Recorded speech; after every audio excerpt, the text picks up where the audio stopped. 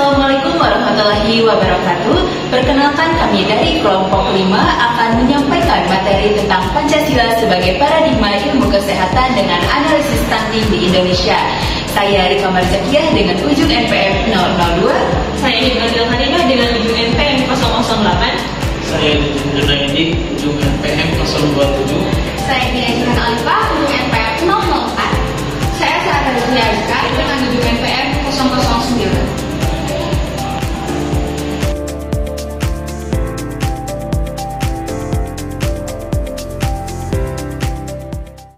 Pancasila merupakan dasar negara yang menjadi pedoman dalam kehidupan berbangsa dan bernegara.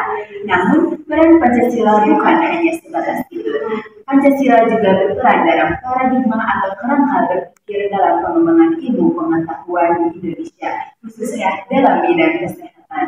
Mari kita telaah bagaimana nilai-nilai Pancasila menjadi landasan dan pengembangan ilmu kesehatan.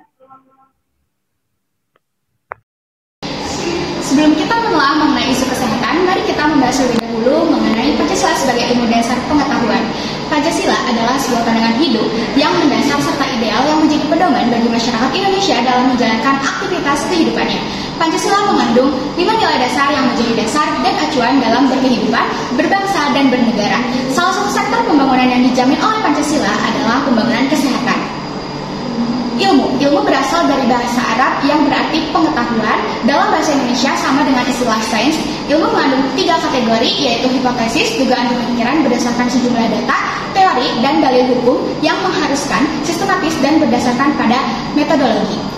Lalu secara etimologis, pengetahuan berasal dari bahasa Inggris knowledge. Menurut Gazalba, pengetahuan adalah apa yang diketahui atau pekerjaan tahu yang meliputi kenal, sadar, insaf, mengerti, dan pandai.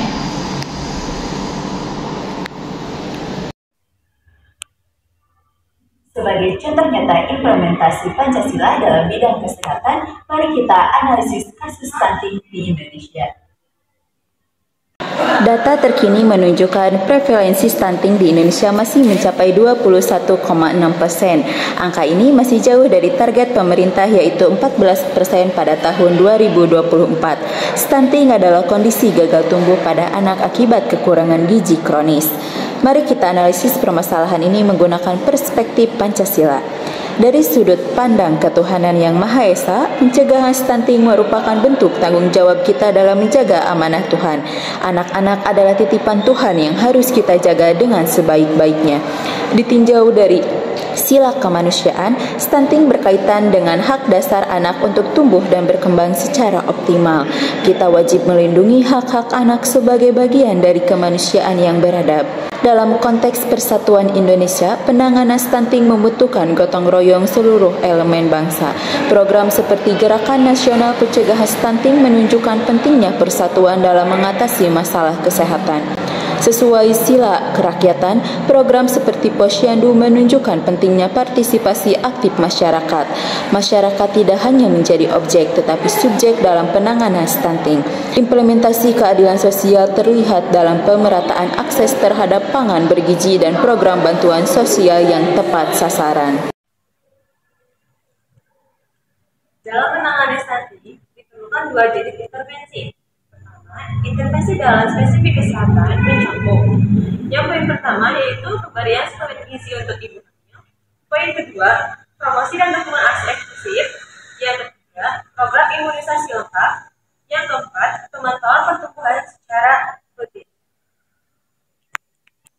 Kedua, intervensi sensitif yang mencakup 1. Program pemberdayaan ekonomi keluarga. Kedua, perbaikan akses terhadap air bersih. 3. Peningkatan sanitasi lingkungan. 4. Edukasi gizi kepada masyarakat.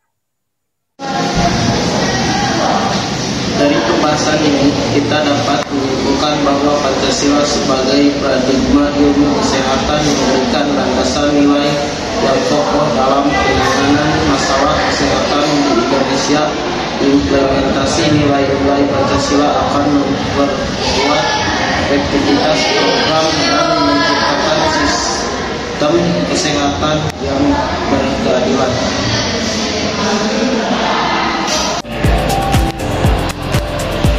Demikian penyampaian dari kelompok kami yaitu kelompok 5. Terima kasih.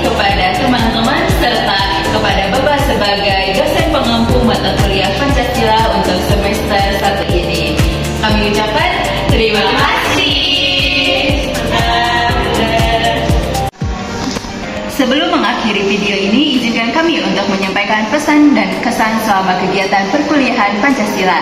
Dari saya pribadi, untuk kesannya tersendiri saya lebih bisa memahami bagaimana Pancasila dapat diimplementasikan dalam kehidupan, serta bagaimana Pancasila dapat diaplikasikan dalam kegiatan sosial. Kami berharap setelah mengetahui dan memahami apa yang telah dipelajari dalam kegiatan perkuliahan Pancasila ini, kami dapat bisa menjadi anak-anak kesehatan yang bisa membangun Indonesia menjadi lebih baik. Kalau dari aku, seru banget, apalagi kalau udah bahas dinasti politik. Kalau dari aku, sarang